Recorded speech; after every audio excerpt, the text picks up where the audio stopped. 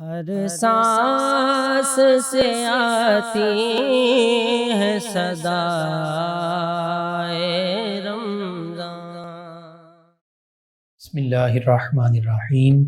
مولاي صلی وسلم دائما ابدا علی حبیبک خیر الخلق کلہم محمد سید الکونین والثقلین والفریقین من عرب ومن عجم ان التیا ریح الصبا یوما الى ارض الحرم بلغ سلامی روضة فیہا النبی المحترم اللہم صلی علی سیدنا و مولانا محمد وعلی آلہ واصحابہ وبارک وسلم۔ السلام علیکم ناظرین، 9 نیوز HD کے لائیو اسٹوڈیو سے رمضان المبارک کی اسپیشل ٹرانسمیشن صدائے رمضان کے ساتھ آپ کی خدمت میں حاضر ہے آپ کا میزبان محمد لقمان رضا۔ ناظرین، 24 رمضان المبارک افطاری کے لمحات قریب اور یہ بابرکت لمحات ہیں، دعاؤں کی قبولیت کے لمحات ہیں اور خوشیوں کے لمحات ہیں۔ ان لمحات میں آپ کی خدمت میں اسپیشل ٹرانسمیشن صدائے رمضان کے ساتھ حاضر ہیں۔ آج ہمارا بہت ہی اہم موضوع، بہت سینسیٹیو ٹاپک اور آج کے ہمارے معاشرے کی ضرورت بھی ہے، کیونکہ یہ مرض جو ہے آج کے ہمارے معاشرے میں بہت زیادہ پھیل چکا ہے۔ یہ ہمارا المیہ ہے غیبت۔ غیبت کیا ہے، غیبت کے اسباب کیا ہیں اور اس کا تدارک کیسے کیا جائے، اس کے نقصانات کیا ہیں، اس حوالے سے ہمارے ساتھ شریک گفتگو ہوں گے ہمارے معزز مہمان اسلامک اسکالر جناب علامہ سید شہزاد احمد حسان نقشبندی صاحب، اور ان کے ساتھ ساتھ ہمارے ساتھ ہوں گے گلہائے عقیدت بحضور نبی رحمت صلی اللہ علیہ وآلہ وسلم پیش کرنے کے لیے مولانا محمد معین رضا قادری صاحب۔ میں آپ دونوں معزز مہمانوں کو خوش آمدید کہتا ہوں۔ ناظرین، غیبت بہت اس کو ہم معمولی سمجھتے ہیں، لیکن حقیقت میں یہ معمولی نہیں ہے، یہ بہت بڑا گناہ ہے، بہت بڑی اخلاقی بیماری ہے، بہت بڑی روحانی بیماری ہے اور ہمارے معاشرے میں بہت زیادہ سرایت کر چکی ہے۔ بعض اوقات ہم جانتے بوجھتے ہوئے غیبت کر رہے ہوتے ہیں، اور اکثر اوقات ایسے بھی ہوتا ہے کہ ہمیں پتہ نہیں چلتا، ہم بے سمجھی میں ناسمجھی میں ہمیں پتہ نہیں چلتا کہ ہم غیبت کر رہے ہیں، لیکن حقیقت میں ہم غیبت کر رہے ہوتے ہیں۔ اور ایسا اس وقت ہوتا ہے جب اس شخص کے بارے میں، اپنے مسلمان بھائی کے بارے میں، جس کے بارے میں ہم بات کر رہے ہوتے ہیں، جس کی غیبت کر رہے ہوتے ہیں، کہیں شعور لاشعور یا دل کے کسی نہاں خانے میں اس کے بارے میں کوئی نہ کوئی ایسی بات ہمارے اندر ہوتی ہے، حسد کی شکل میں، کینے کی شکل میں، بغض کی شکل میں، جس کو ہم اپنی زبان پر غیبت کے انداز میں لا رہے ہوتے ہیں۔ تو بہت بڑا، بہت برا مرض ہے۔ اس کے اسباب کیا ہیں، اس کے نقصانات کیا ہیں، اور پھر اس کا تدارک کیسے کیا جا سکتا ہے، اسی حوالے سے آج گفتگو ہوگی ہمارے معزز مہمان اسلامک اسکالر جناب علامہ سید شہزاد احمد حسان نقشبندی صاحب سے۔ جی علامہ صاحب، غیبت کا معنی مفہوم کیا ہے، غیبت ہے کیا، تاکہ پہلے ہمیں یہ پتہ تو چلے کہ یہ غیبت ہے۔ بعض اوقات ہمیں یہ پتہ ہی نہیں ہوتا کہ یہ ہم غیبت کر رہے ہیں اور کرتے چلے جا رہے ہوتے ہیں۔ جی پہلے تو ہم سمجھتے تھے کہ یہ خواتین میں ہی ہے، لیکن ہمارے معاشرے کا المیہ دیکھیے کہ آج یہ مردوں میں بھی بیماری دار آئی ہے۔ جی بالکل تو غیبت، اس سے ہمارے ناظرین کے لیے آپ کلام فرمائیے، غیبت ہے کیا؟ بالکل صحیح۔ نحمدہ ونصلی ونسلم علی رسولہ الکریم، اما بعد۔ سب سے پہلے تو میں مفتی صاحب آپ کا اور آپ کی پوری ٹیم کا تہہ دل سے شکر گزار بھی ہوں، اور آپ کو مبارکباد بھی پیش کرتا ہوں کہ آپ رمضان المبارک کی ان روحانی اور بابرکت گھڑیوں میں نہ صرف ہمارے لیے بلکہ پوری قوم کے لیے اور تمام ناظرین کے لیے، دیکھنے والوں کے لیے آپ اصلاح اور قرآنی تعلیمات کا ایک بڑا اچھا پروگرام لے کے آئے۔ اللہ تعالیٰ اسے اپنی بارگاہ میں شرف قبولیت عطا فرمائے۔ جیسے مرحبا کہتے ہیں۔ جی شکریہ نوازش۔ جیسے آپ نے مفتی صاحب کی بلا فرمایا، بالکل ایسے ہی ہے کہ یہ ہم تو یہی سمجھتے تھے کہ یہ شاید خواتین کے اندر زیادہ ہے، لیکن اس وقت جی اس بیماری میں مرد بھی کسی سے پیچھے نہیں رہے۔ اور جیسے آپ نے فرمایا کہ جب انسان کسی کی غیبت کرتا ہے جی تو ضرور اس کے دل کے کسی پنہا خانے میں اس کے لیے کچھ نہ کچھ منفی ہوتا ہے، حسد کی صورت میں یا بغض کی صورت میں۔ جی تو میں یہ سمجھتا ہوں ذاتی طور پر کہ اس کی جو بنیاد ہے وہ بدگمانی بالکل صحیح سے اس کا آغاز ہوتا ہے۔ اور غیبت کہتے ہیں کہ آپ کسی غیر حاضر شخص کا جی ایسے انداز میں ذکر کریں جی اور ایسے انداز میں اس کے متعلق گفتگو کریں جی کہ جو اسے ناپسند ہو، بالکل صحیح، ناگوار گزرے، اس کے لیے وہ ناپسندیدہ ہو، اور وہ اگر موجود ہو تو اگر وہ موجود ہو تب بھی غیبت ہے۔ لیکن اسے قرآن مجید نے ویل لکل ہمزۃ لمزہ، اللہ، اس کو فرمایا کہ بڑی وعید ہے ان لوگوں کے لیے، ایک تو جو پیٹھ پیچھے برائی کرتے ہیں اور دوسرا جو منہ پہ تان کرتے ہیں۔ صحیح، اگرچہ منہ پہ تان کرنا یہ بھی غیبت ہے لیکن نسبتاً کم ہے، کہ وہ شخص موجود ہے اور اس کے سامنے اپنا دفاع بھی کر سکتا ہے، اور اتنا یہ معاشرے میں اس قدر نہیں ہے جس قدر پیٹھ پیچھے۔ یہاں تک جیسے ابھی آپ نے فرمایا کہ بعض اوقات ہمیں پتہ نہیں ہوتا لیکن ہم غیبت کر رہے ہوتے ہیں، بالکل ٹھیک۔ اور اس بات پر ہمارے ناظرین بالکل توجہ فرمائیں کہ نبی رحمت صلی اللہ علیہ وسلم کی بارگاہ میں بھی ایسا ہی معاملہ پیش ہوا۔ صحیح، ایک عورت نبی علیہ السلام کی خدمت اقدس میں حاضر ہوئی جی، اور اس نے کچھ مسئلہ پوچھا، سوال پوچھا، اور جب سوال پوچھنے کے بعد رخصت ہوئی تو اما عائشہ صدیقہ رضی اللہ تعالیٰ عنہ فرماتی ہیں کہ میں بھی اس وقت بارگاہ میں موجود تھی جی، اور میں نے عرض کیا کہ بندہ نواز صلی اللہ علیہ وسلم یہ کتنے چھوٹے قد کی عورت ہے؟ تو اما عائشہ صدیقہ فرماتی ہیں مجھے اندازہ نہیں تھا کہ میرا اتنے کہنے پر اللہ کے حبیب صلی اللہ علیہ وسلم اس قدر برا مان جائیں گے۔ جانے جانا صلی اللہ علیہ وسلم نے ارشاد فرمایا عائشہ تمہیں پتہ نہیں کہ تم نے اس کی غیبت کی ہے؟ اللہ، عرض کیا یا رسول اللہ یہ بھی غیبت ہے؟ فرمایا عائشہ یہی تو غیبت ہے، کسی کے قد کو یا کسی کے کپڑوں کو یا کسی کے نسب کو تم اس انداز میں ذکر کرو کہ اگر وہ بات اسے پتہ چلے تو وہ ناپسند کرے، بے شک یہی غیبت ہے۔ یہی غیبت ہے۔ تو آج کل ایک اور بھی چیز ہے نا، چغلی۔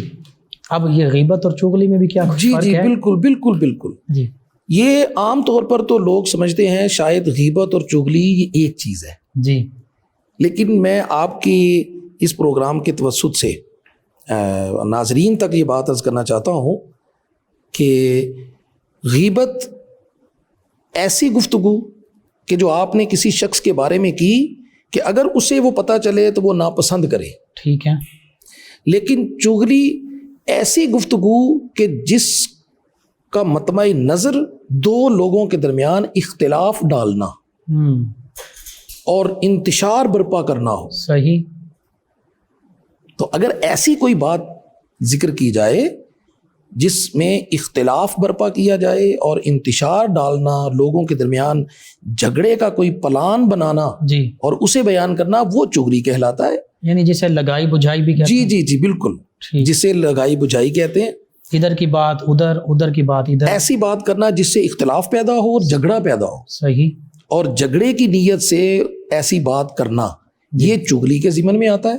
اور ایسی گفتگو جو کسی کے کپڑوں کے متعلق ہو یا کسی کے رنگ، کسی کے قد کے متعلق یا کسی کے حسب نسب کے متعلق، یہاں تک کہ کسی کے جوتوں کے متعلق کوئی بات کی، لیکن وہ اس انداز میں کہ اگر اس کے سامنے کی جاتی تو وہ ناپسند کرتا اور اسے وہ ناگوار گزرتی، یہ اس کے لیے غیبت ہے۔ اور غیبت کا پھر حکم کیا ہے؟ یہ بڑا اہم سوال آپ نے کیا۔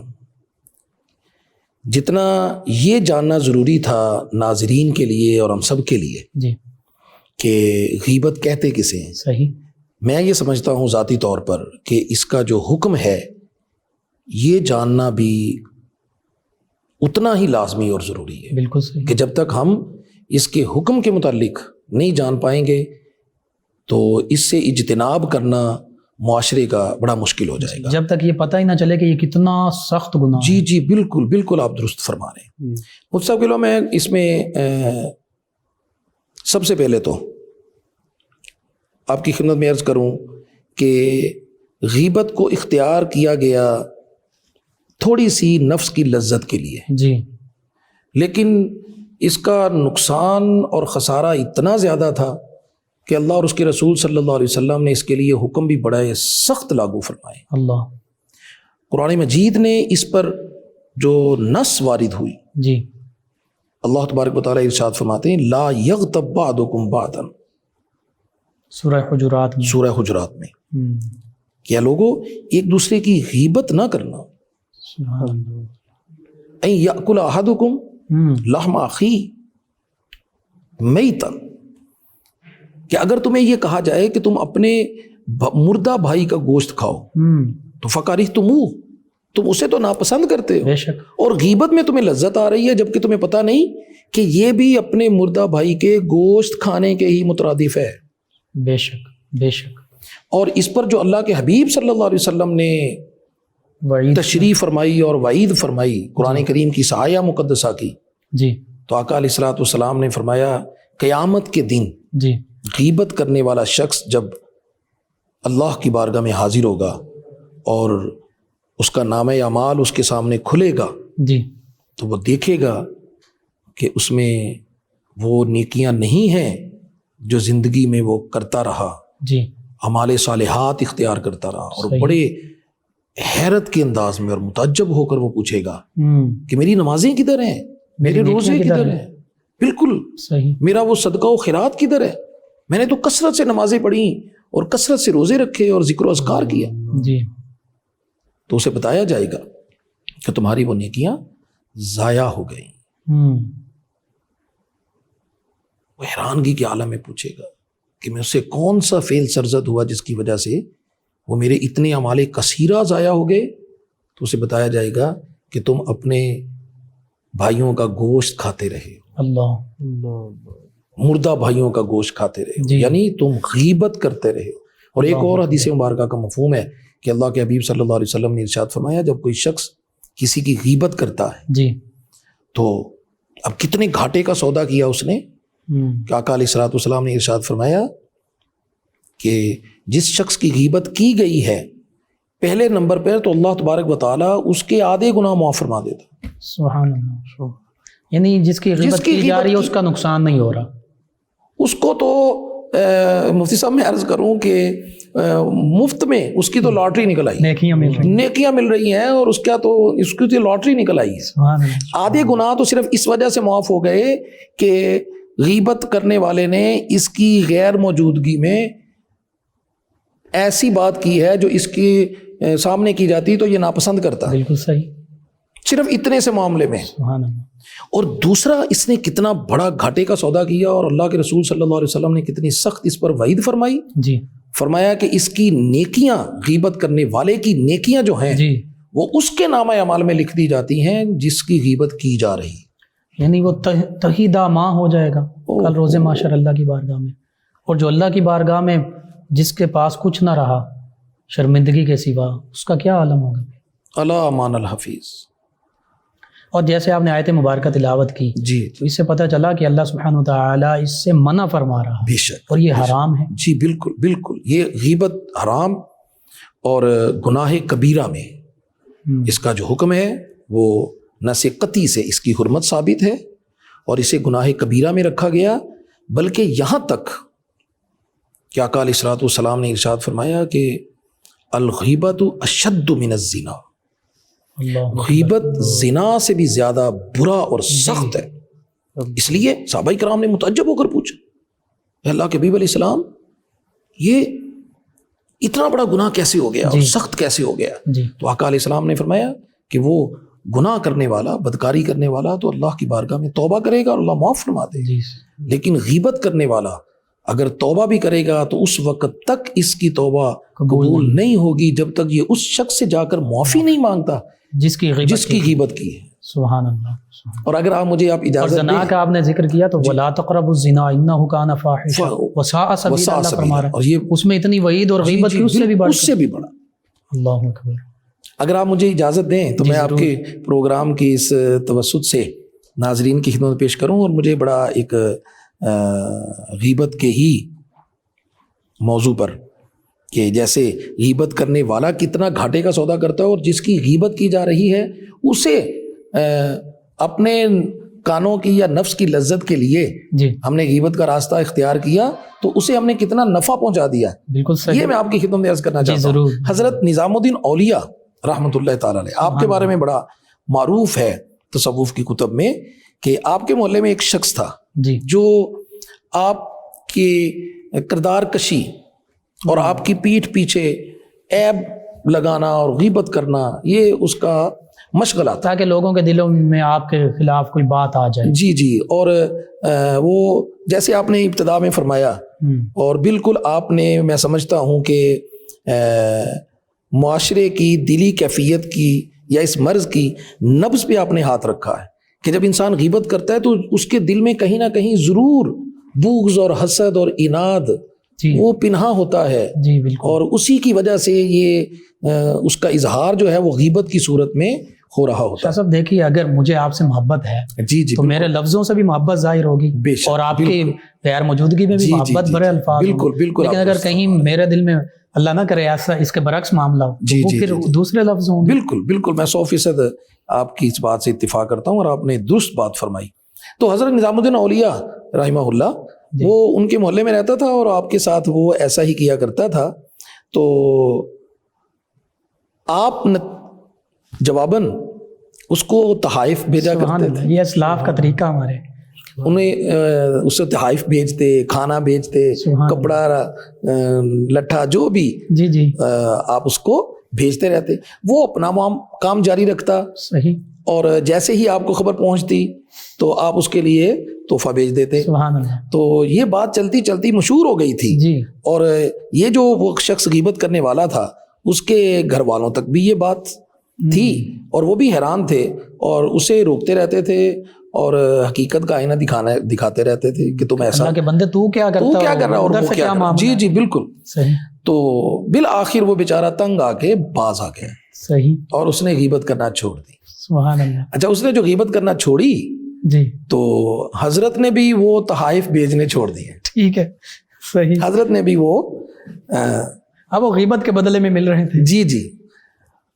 اب وہ شخص بڑا حیران تھا، گھر والے تو حیران تھے ہی، لیکن اس کی حیرانگی کا عالم کیا تھا کہ اب تو چاہیے تھا کہ وہ تحائف اور بڑھ جاتے، میں نے غیبت چھوڑ دیا، میں نے جو ہے تھا ان کی کردار کشی چھوڑ دی ہے اور غیبت چھوڑ دی ہے، ان کو برا بھلا کہنا چھوڑ دیا ہے، صحیح، تو لیکن انہوں نے تو بند کر دیے۔ بڑا حیران تھا لیکن نہیں رہا گیا تو آ گیا خدمت اقدس میں اور آ کر عرض کرنے لگا کہ حضور میں تو برا عمل کرتا تھا تو آپ تو بہت اچھا عمل کرتے تھے، سبحان اللہ، میں نے چھوڑ دیا، لیکن مجھے حیرانگی یہ ہے کہ آپ نے کیوں چھوڑا؟ میں نے تو اس لیے چھوڑا کہ غلط تھا، ٹھیک ہے، میں تو تائب ہو گیا، لیکن آپ نے تو آپ رحمہ اللہ مسکرائے، آپ نے فرمایا بندہ خدا بات یہ ہے کہ اللہ کے حبیب علیہ الصلوۃ والسلام کا فرمان ہے، جی، اور اس پر پہلے ہم وہ حدیث ذکر کر بھی چکے ہیں جی جی، کہ جب غیبت کرنے والا غیبت کر رہا ہوتا ہے تو اس کی نیکیاں ٹرانسفر ہو رہی ہوتی ہیں اس کے نامہ اعمال میں جس کی غیبت کی جا رہی ہے۔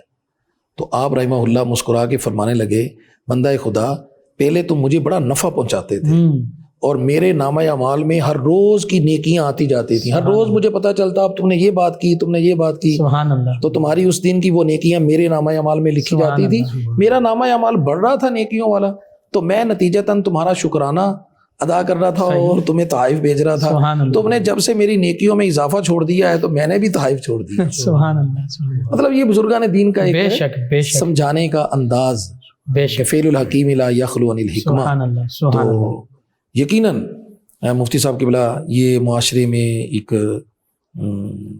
ناسور ہے اور ایک ایسی مرض ہے، کچھ مرض پوشیدہ ہوتی ہیں، انسان کو پتہ نہیں ہوتا، بالکل صحیح، وہ جان لیوا ہوتی ہیں، اور کچھ بیماریاں ایسی ہوتی ہیں جو ایمان کو تباہ کر رہی ہوتی بے ہیں، شک، جو زیادہ نقصان دہ ہیں، اور یہ ان میں سے ایک بیماری ہے، اور اس وقت اس کا تدارک بہت ضروری ہے، بے شک بے شک، کہ یہ معاشرے کا ایک رتیوہ بنتا جا رہا ہے، دیمک کی طرح دیمک کی طرح کھا رہی ہے۔ بالکل جی ناظرین، ان بابرکت لمحات میں 9 نیوز HD کے لائیو اسٹوڈیو سے یہ اسپیشل ٹرانسمیشن صدائے رمضان آپ کی خدمت میں پیش کی جا رہی ہے، اور بہت ہی احسن اور خوبصورت اور دھیمے انداز کے ساتھ ہمارے معزز مہمان اسلامک اسکالر جناب علامہ سید محمد شہزاد حسان صاحب نے غیبت کی تعریف بھی بیان فرمائی ہے، اور حکم بھی بیان کر دیا، وعیدیں بھی بیان کر دیں۔ میں یہ سمجھتا ہوں کہ اگر اس کو ٹھنڈے دل کے ساتھ اور کھلے دل کے ساتھ اس پر غور کیا جائے تو ہم غیبت سے رک سکتے ہیں۔ ان وعیدوں پر غور کیا جائے، کتنا بڑا نقصان ہے، گھاٹے کا سودا ہے۔ تو بس ان معروضات کو آپ کوشش کیجئے، بارہا سنیے، پھر پتہ چلے گا کہ واقعتاً غیبت بہت بڑا اور سخت گناہ ہے۔ ناظرین، ان بابرکت لمحات میں ہمارے ساتھ موجود ہمارے مہمان، معزز مہمان ثنا خان جناب مولانا محمد معین رضا قادری صاحب نبی محتشم صلی اللہ علیہ وآلہ وبارک وسلم کی بارگاہ میں گلہائے عقیدت پیش کریں گے۔ جی مولانا محمد معین رضا قادری صاحب۔ وہ کمال حسن حضور ہے کہ گمان نفس جہاں نہیں، یہی پھول خار سے دور ہے، یہی شمع ہے کہ دھواں نہیں، وہ کمال حسن حضور ہے۔ سر عرش پر ہے تیری گزر، دل فرش پر ہے تیری نظر، سر عرش پر ہے تیری گزر، دل فرش پر ہے تیری نظر، ملکوت و ملک میں کوئی شے نہیں وہ جو تجھ پہ عیاں نہیں، ملکوت و ملک میں کوئی شے نہیں وہ جو تجھ پہ عیاں نہیں، وہ کمال حسن حضور ہے۔ کروں تیرے نام پہ جان فدا، نہ بس ایک جان دو جہاں فدا، کروں تیرے نام پہ جان فدا، نہ بس ایک جان دو جہاں فدا، دو جہاں سے بھی نہیں جی بھرا، کروں کیا کروڑوں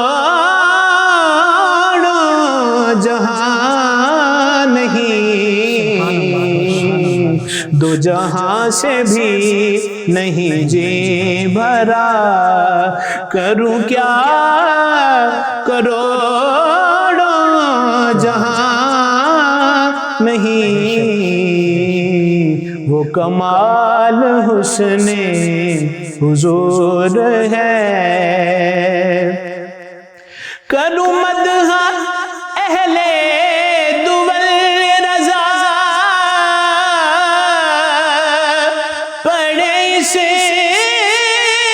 بلا میں میری بلا،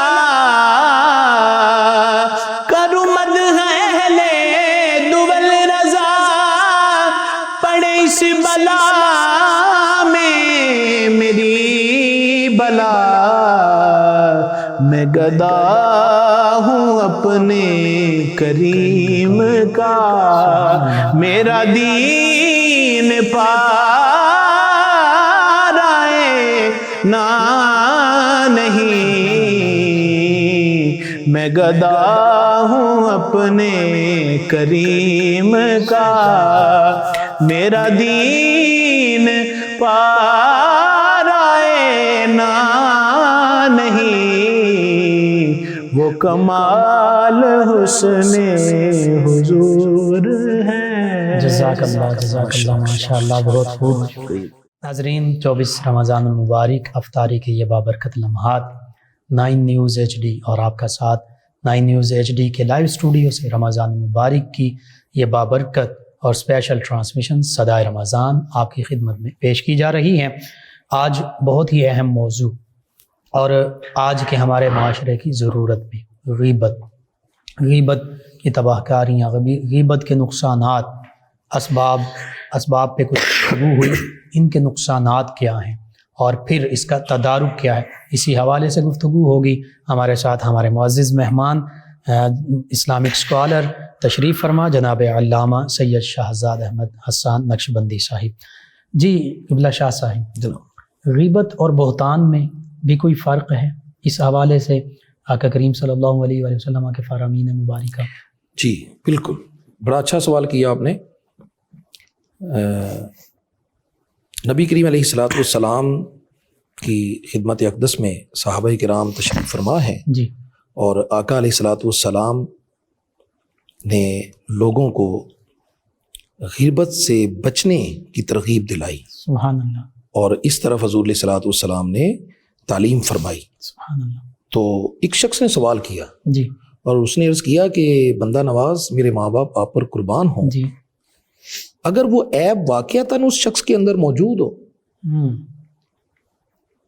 تو کیا اسے بیان کرنا اور اسے لوگوں تک پہنچانا اور لوگوں کو بتانا یہ غیبت ہے؟ جی، تو جانے جانا صلی اللہ علیہ وسلم نے ارشاد فرمایا یہی تو غیبت ہے، سبحان اللہ، ٹھیک ہے، یہی تو غیبت ہے کہ وہ عیب اس کے اندر موجود ہے اور تم سب اس کے پیٹھ پیچھے بیان اس کے پیٹھ پیچھے تم بیان کر رہے ہو، وہ اس کے اندر موجود ہے، یہی تو غیبت ہے۔ یہ غیبت ہے، ٹھیک ہے، مفتی صاحب قبلہ کیسی سبحان اللہ، پیارا انداز، حکمت برے انداز میں اور حکمت برے کلمات، ہمارے ماں باپ ان پر قربان ہوں، ان کے ایک ایک جملے اور ایک ایک لفظ پر، بے شک، وہ منبع العلم والحکم وبارک وسلم ان کی ذات ہے۔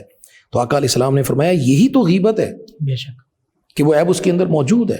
اگر وہ عیب اس کے اندر موجود نہ ہوتا تو یہ تو بہتان ہو جاتا، اللہ اکبر، یہ تو بہتان اور الزام ہے۔ یعنی اگر موجود ہے تو پھر بھی وہ بات نہیں کرنی، غیبت ہوگی وہ، عیب موجود نہ ہونے کی صورت میں تو جھوٹ ہو جائے گا، بہتان ہو جائے گا، الزام ہو تراشی جائے ہو گا، جائے گی، اور وہ تو لعنت اللہ علی الکاذبین اس زمرے میں آئے گا۔ صحیح، یہاں تو اس چیز سے روکا جا رہا ہے کہ جو عیب اس کے اندر موجود ہے، موجود ہے، عیب کی بھی پردہ پوشی، عیب کی پردہ پوشی، یہی تو اصل اسلامی تعلیمات ہے۔ سبحان اللہ، میں آپ سے عرض کروں کہ یہ اسلام کی اساس ہے، بالکل صحیح، پردہ پوش ہونا یہ مسلمان کے اوصاف میں سے بنیادی وصف ہے۔ اور یہ اللہ کا عطا کردہ، دیکھیے وستار العیوب، جی بالکل بالکل، اللہ ستار العیوب ہے، اور جیسے حکم ہے کہ تخلقوا باخلاق اللہ، سبحان اللہ کے اخلاق کو اختیار کرو، بے اپناؤ، شک، بے شک، اور اللہ تبارک و تعالی ستار العیوب ہے، بے شک، جیسے آپ نے بالکل درست فرمایا۔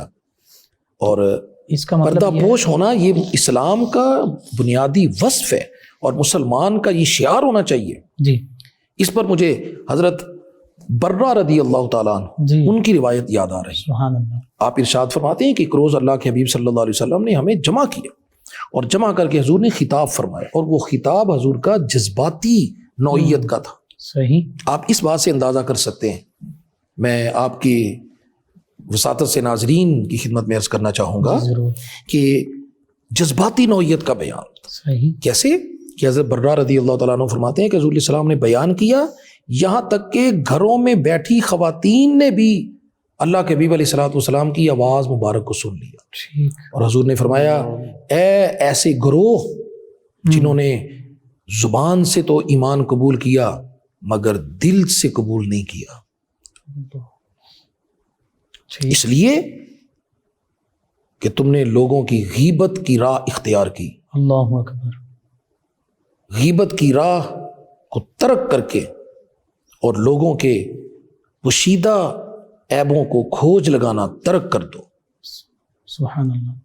اور اگر کوئی شخص کسی مسلمان کی پوشیدہ باتوں کی کھوج لگائے گا جی تو اللہ تبارک و تعالی پھر اس کی پوشیدہ باتوں کی کھوج لگائے گا. اللہ اکبر.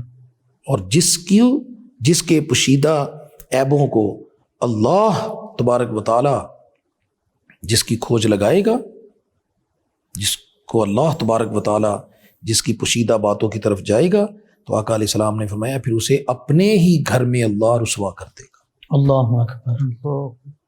آپ دیکھیں کہ ہر انسان غیبت میں یہی کر رہے ہوتے ہیں ہم دوسروں کے عیب اچھال رہے ہوتے ہیں. جی. جبکہ ہر شخص اگر اپنے دامن میں غور کرے نہ تھی اپنے عیبوں کی کچھ خبر اور رہے دیکھتے اوروں کے عیب و ہنر. اللہ جو پڑی اپنے عیبوں پہ ایک نظر تو نگاہ میں کوئی برا نہ رہا. سبحان تو اللہ. اللہ کے حبیب علیہ السلام نے اللہ تبارک و تعالی اپنے بندوں کی غیبت کو کس طرح ناپسند فرماتے ہیں اس کا اظہار کر دیا کہ اگر تم لوگوں کی باتوں پر کھوج لگاؤ گے، پوشیدہ باتوں کو ظاہر کرو گے تو اللہ بھی تمہاری پوشیدہ باتوں کو ظاہر کرے گا. سبحان اللہ. اور پھر کیا ہوگا کہ تم اپنے ہی گھر میں رسوا ہو جاؤ گے. بالکل صحیح. اپنے ہی گھر میں رسوا. اور اس کے برعکس دیکھیے من ستر مسلما سترہ اللہ یوم القیامہ. بے شک بے شک بے کہ شک. جو مسلمان اپنے بھائی کی پردہ پوشی کرے گا جی جی جی اللہ کل روز محشر اس کے عیبوں کی پردہ پوشی کرے گا. بے شک بے شک. آپ نے تو اب یہ دونوں باتیں ہمیں مد نظر نہیں رکھنی چاہیے. بے شک. میں نے اس لیے عرض کیا کہ اس وقت یہ اتنا اہم موضوع آپ نے چھیڑا. میں سمجھتا ہوں کہ یہ وقت کی بڑی اہم ضرورت ہے اور وہ چیز جو مسلمانوں کا شعار تھی اور اسلام اور ایمان کا جزو خاص تھی جی، جس کو آج ہم نے چھوڑ دیا، اور وہ اپنے مسلمان بھائیوں کی پردہ پوشی کرنا اور ان کی پیٹھ پیچھے ان کی ناپسندیدہ گفتگو کو ترک کرنا. سبحان اللہ. دیکھیے غیبت کے بہت نقصانات ہیں.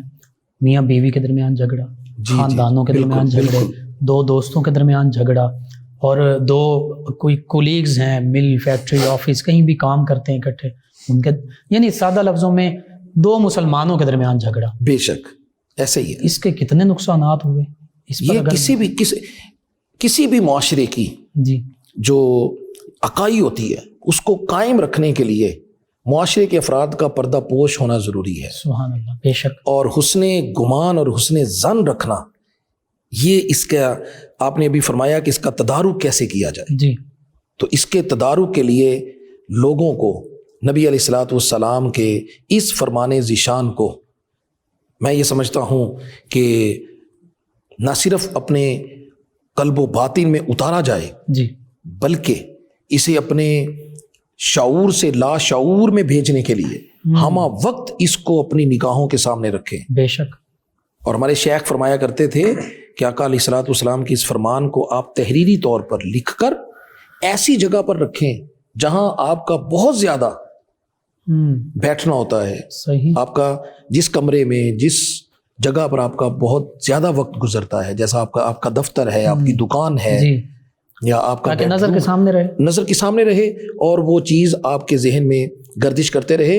اور ماہر نفسیات بھی یہ کہتے ہیں کہ اگر کوئی چیز آپ بہت زیادہ جس کو آپ اپنی نظر کے سامنے رکھیں اور بار بار آپ اس کو دہراتے رہیں جی تو وہ چیز آپ کے شعور سے لاشعور میں چلی جاتی ہے، اور جب لاشعور میں چلی جائے تو پھر انسان سے خطا واقع نہیں ہوتی۔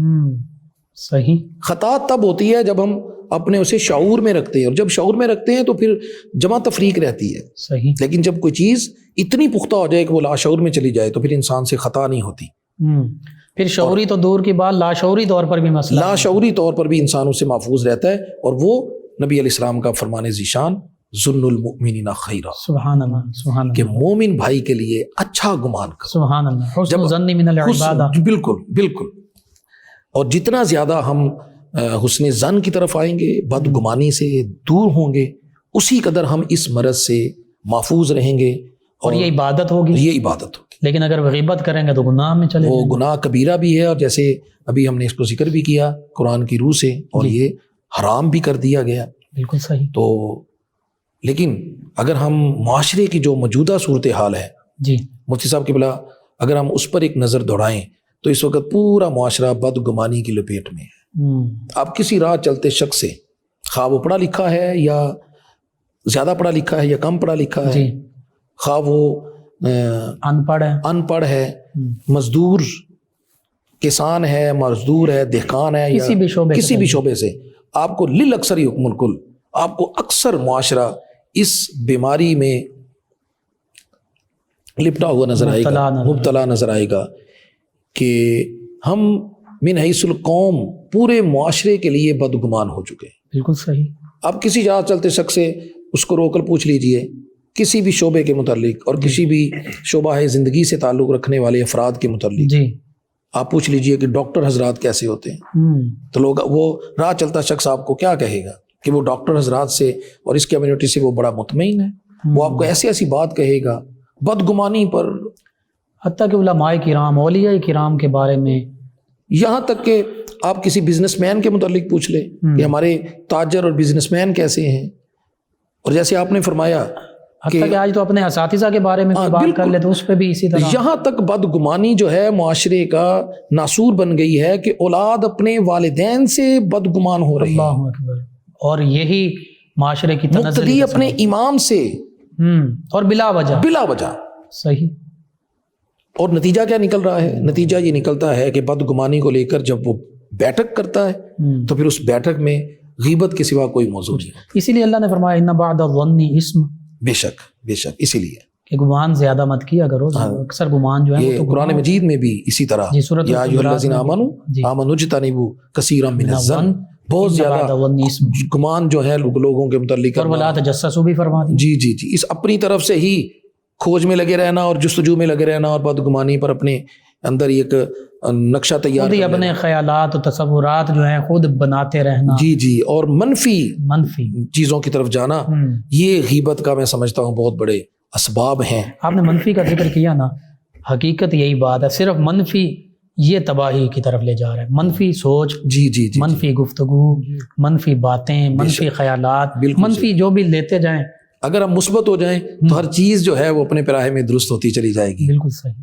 لیکن یہاں پہ ایک یہ بھی بات ہے، ایک بندہ ظلم کرنے والا ہے، وہ لوگوں کے ساتھ، لوگوں کو زبان سے بھی نقصان پہنچاتا ہے، برا بھلا کہتا ہے، فحش گالی دیتا ہے، کوئی بات کرتا ہے، حتیٰ کہ ہاتھ سے بھی نقصان پہنچاتا ہے، اور پھر ظلم کی حد بعض کا ایسے بڑھتی ہے، قتل و غارت گری ہے، دیگر معاملات ہیں، عصمت دری ہیں، مختلف معاملات، تو کیا ایسے شخص کی بھی بات نہ کی جائے؟ یہ بھی غیبت ہوگی؟ بہت اچھا سوال کیا آپ نے۔ جی، آپ نے ایک ایسا سوال جو ہمارے ناظرین کے شاید ان کے بھی ذہنوں میں ہو، جی یقیناً یہ پروگرام دیکھ کر اور جو اب تک کی ہماری گفتگو تھی اسے سن کر ناظرین کے دلوں میں یہ سوال پیدا ہو چکا ہوگا یقیناً، جو آپ نے، جی، اور بڑا اچھا آپ نے سوال کیا۔ دیکھیں مفتی صاحب قبلہ، اس پر قرآن مجید کی نص موجود ہے، سبحان اللہ، ہمیں کہیں ادھر ادھر سے مواد لینے کی ضرورت نہیں، بالکل قرآن مجید کی نص موجود ہے، بے شک، لا يحب اللہ الجہر بالسوء من القول الا من ظلم۔ سبحان اللہ، بے شک، اللہ فرماتے ہیں کہ اللہ اس بات کو پسند نہیں کرتا کہ تم کسی کی بری باتوں کو ظاہر کرو، صحیح، جیسے عیب گوئی، پہلے ہم اس پر گفتگو کر چکے، اللہ اس بات کو پسند نہیں کرتا۔ صحیح۔ لیکن اس کا مطلب یہ ہرگز نہیں ہے کہ ہم نے کسی ظالم کے ظلم سے الا من اور ظلم۔ شریر کے شر سے جی۔ شریر کے شر سے ہم نے معاشرے کو بچانا نہیں ہے، اس کا مطلب یہ ہرگز نہیں۔ صحیح، یعنی الا کہیں من ظلم، ظلم ہو رہا تو یہ نہیں کہ بیٹھ جاؤ خاموشی سے۔ جی اللہ تعالیٰ اس بات کو ناپسند کرتے ہیں کہ تم کسی کا عیب یا کسی کی بری بات کو ظاہر کرو، لیکن الا من ظلم، ظلم ظاہر کر ظلم ظاہر کرنا ہے، سبحان اللہ۔ کسی کے ظلم کو ظاہر کرنا اور کسی کے شر سے لوگوں کو محفوظ رکھنے کے لیے اس کے عیب اور اس کے ظلم پر لوگوں کو آگاہ کرنا مستقبلا یہ تعلیمات اسلامیہ میں عیب نہیں ہے، سبحان اللہ، بالکل ٹھیک، یہ عیب ضروری نہیں ہے، یہ ضروری ہے، یہ عیب نہیں ہے۔ بالکل اس پر میں آقا علیہ الصلوۃ والسلام کی ایک حدیث مبارکہ آپ کی خدمت میں پیش کروں جی۔ کہ ایک صحابی حضور کی بارگاہ میں حاضر ہوئے اور عرض کیا بندہ نواز، میرے پڑوسی نے میرا جینا اجیرن کر دیا، جی، مجھے اس قدر پریشان کرتا ہے میرے آقا، کوئی سبیل نہیں، رہنا بھی اب رہنا دشوار ہو گیا، دشوار ہو کیا گیا۔ کروں؟ تو آقا علیہ الصلوۃ والسلام نے ارشاد فرمایا سبحان اللہ، کہ فرمایا میرے غلام تو یوں کر کہ اپنا گھر کا سامان جی باہر گلی میں رکھ دے۔ ہاں، یوں احتجاج ریکارڈ کروا آج کے جی جی بالکل، لفظوں میں کیا جی اپنے بالکل آپ درست فرما رہے، اپنے گھر کا سامان باہر گلی میں رکھ دو، بالکل اور صحیح۔ جب آتے جاتے لوگ تم سے پوچھیں کہ بھائی کیا ہوا ہے، کہیں جا رہے تو تم بتانا کہ یہ میرا پڑوسی مجھ پر ظلم کرتا ہے، تکالیف پہنچاتا ہے، مجھے تکلیف پہنچاتا ہے، مجھے اذیت پہنچاتا ہے، مجھے پریشان کرتا ہے، اتنا پریشان کر دے کہ میں گھر میں میں نہیں تنگ رہ آ گیا ہوں، اب میں نے اپنے گھر کا سامان باہر رکھ دیا۔ سکتا۔ بالکل صحیح، تو جب ایسا ہی ہوا، سبحان اور جب ایسا ہی ہوا آتے جاتے لوگوں نے اس سے پوچھا اور اس نے بتایا، اور وہ جو اس کا پڑوسی تھا اور زیادتی کرنے والا اور ظالم شخص تھا، جی، اب جب لوگوں نے اس کی ملامت کی تو اسے ندامت ہوئی، تو عذر ندامت وہ حاضر ہوا اور اس نے ہاتھ باندھ کے کہا بندہ خدا اپنا سامان گھر کے اندر رکھو، آج کے بعد میں تمہیں پریشان نہیں کروں۔ سبحان اللہ، سبحان اللہ، مطلب یہ بات درست ہے کہ کسی کے عیب کو چھپانا یہ مسلمان کا شعار ہونا چاہیے، اور مسلمان پردہ پوش ہوتا ہے، بالکل صحیح۔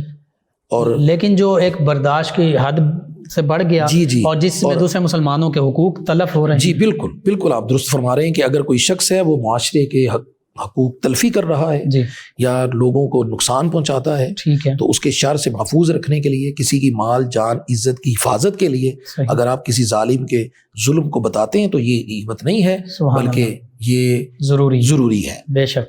ناظرین، بہت ہی خوبصورت پیارے محبت بھرے انداز کے ساتھ غیبت پر گفتگو فرما رہے تھے ہمارے معزز مہمان اسلامک اسکالر جناب علامہ سید شہزاد احمد حسان نقشبندی صاحب۔ میں صرف اتنا کہوں گا، آقا کریم صلی اللہ علیہ وآلہ وسلم کے فرمان کے مطابق ظلم ہوتا دیکھیں، برائی ہوتی دیکھیں، اور اعلانیہ فسق ہو رہا ہے، کسی مسلمان بھائی کے ساتھ ظلم و جبر ہو رہا ہے، تو آقا کریم صلی اللہ علیہ وآلہ وسلم کے فرمان کے مطابق طاقت ہے، ہاتھ سے روکیں۔ ہاتھ سے نہیں روک سکتے، زبان سے روکیں، زبان سے بھی نہیں روک سکتے تو کم از کم دل میں تو برا جانیں، اور یہ ایمان کا کمزور ترین درجہ ہے۔ بس اللہ سبحانہ وتعالیٰ سے دعا ہے اللہ تعالیٰ ہمیں خود بھی غیبت سے دور رکھے، اس برائی، اس مرض سے ہمیں بھی نجات عطا فرمائے، آپ کو، تمام سننے والوں کو، تمام امت مسلمہ کو، کہ یہ مرض جو ہے بہت سخت گناہ ہے اور اس کے بہت ہی نقصانات شدید ہیں۔ بس اللہ تعالیٰ ہمیں اس سے بچائے، آمین۔ آخر میں چاہوں گا کہ افطاری کے ان بابرکت پر کیف لمحات میں، خوشیوں بھرے دعاؤں کی قبولیت کے لمحات میں قبلہ شاہ صاحب آپ دعا فرما دیں۔ جی بسم اللہ الرحمن الرحیم، اللہم صلی علی سیدنا و مولانا محمد وعلی آل سیدنا و مولانا محمد وبارک وسلم۔ سبحان اللہ والحمد للہ ولا الہ الا اللہ واللہ اکبر ولا حول ولا قوة الا باللہ العلی العظیم۔ ربنا فاغفر لنا ذنوبنا، اے ہمارے پروردگار ہم سب کے گناہوں کو معاف فرما، آمین، وکفر عنا سیئاتنا، اور ہمارے نامہ اعمال سے گناہوں کو مٹا دے، آمین، وتوفنا مع الابرار، اور ہم سب کو نیک بندوں کے ساتھ موت عطا فرمانا۔ آمین، ربنا اغفر لنا ولاخواننا الذین سبقونا بالایمان، اے ہمارے پروردگار ہماری اور ہمارے ان بھائیوں کی جو ایمان کی حالت میں ہم سے پہلے گزر گئے بخشش فرما۔ آمین، رب ارحمہما کما ربیانی صغیرا، اے ہمارے رب ہمارے ماں باپ پہ اس طرح رحم فرما جس طرح انہوں نے بچپن میں ہماری پرورش کی۔ آمین، اے اللہ کریم ہماری آج کی اس حاضری کو اپنی بارگاہ میں شرف قبولیت عطا فرما۔ آمین، ہم نے جو تیرے حبیب صلی اللہ علیہ وسلم کی تعلیمات سے جو سنا، جو سنایا، اے اللہ کریم اسے اپنی بارگاہ میں شرف قبولیت عطا فرما کے ہم سب کو جی جان سے اس پر عمل پیرا ہونے کی توفیق عطا فرما، آمین۔ اور اسلامی تعلیمات کو ہمیں اختیار کرنے کی، رمضان المبارک کی برکات ہمیں حاصل کرنے کی ایسی جستجو عطا فرما جیسی بھوکے کو کھانے کی طرف اور پیاسے کو پانی کی طرف ہوتی ہے۔ آمین۔ رمضان المبارک کا یہ تیسرا عشرہ جو دوزخ سے رہائی کا عشرہ ہے، اے اللہ ہم سب تیری بارگاہ میں دست بستہ التجا کرتے ہیں، مولا ہمیں، ہم سب کے لواحقین اور تمام امت مسلمہ کو عذاب نار سے رہائی، آزادی اور چھٹکارا عطا فرما۔ آمین۔ ربنا آتنا فی الدنیا حسنہ وفی الآخرۃ حسنہ وقنا عذاب النار۔ صلی اللہ تعالی علی النبی الامی الکریم علیہ وعلی آلہ وصحبہ اجمعین برحمتک یا ارحم۔ جی ناظرین، 24 رمضان المبارک افطاری کا یہ پروگرام صدائے رمضان اسپیشل ٹرانسمیشن 9 نیوز HD سے آپ کی خدمت میں پیش کی جا رہی تھی، اختتام پذیر ہوتا ہے۔ اپنے میزبان محمد لقمان رضا، ہمارے معزز مہمان اور ہماری ٹیم کو اجازت دیجیے۔ اللہ نگہبان۔ آخر میں جناب مولانا معین رضا قادری صاحب کلہائے عقیدت بحضور سرور عالم صلی اللہ علیہ وآلہ وسلم پیش کریں گے۔ جی علامہ مولانا معین رضا قادری صاحب۔ نگاہ لطف کے امیدوار ہم بھی ہیں، نگاہ لطف کے امیدوار ہم بھی ہیں، لیے ہوئے تو دل بے قرار ہم بھی ہیں، لیے ہوئے تو دل بے قرار ہم بھی ہیں، ہمارے دست تمنا کی لاج بھی رکھنا، ہمارے دست تمنا کی لاج بھی رکھنا، تیرے فقیروں میں اے شہر یار ہم بھی ہیں، تیرے فقیروں میں اے شہر یار ہم بھی ہیں، جو سر پہ رکھنے کو مل جائے نال پاک حضور، جو سر پہ رکھنے کو مل جائے نال پاک حضور،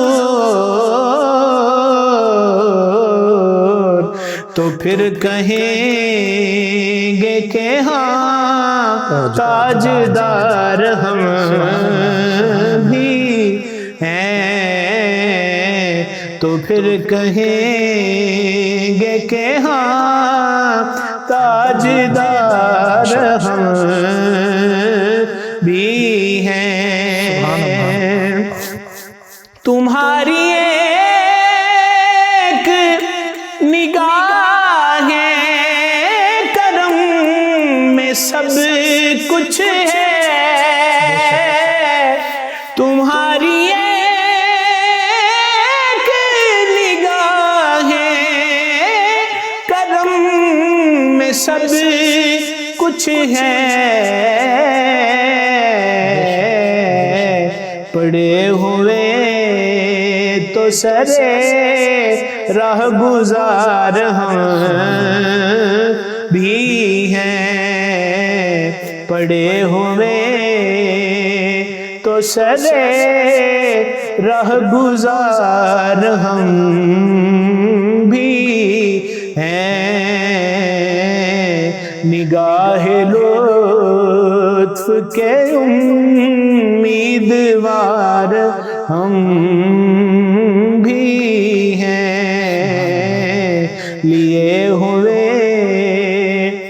دلے بے قرار ہم بھی ہیں۔ جزاک اللہ ماشاءاللہ۔ ہر سانس سے آتی ہے صدائے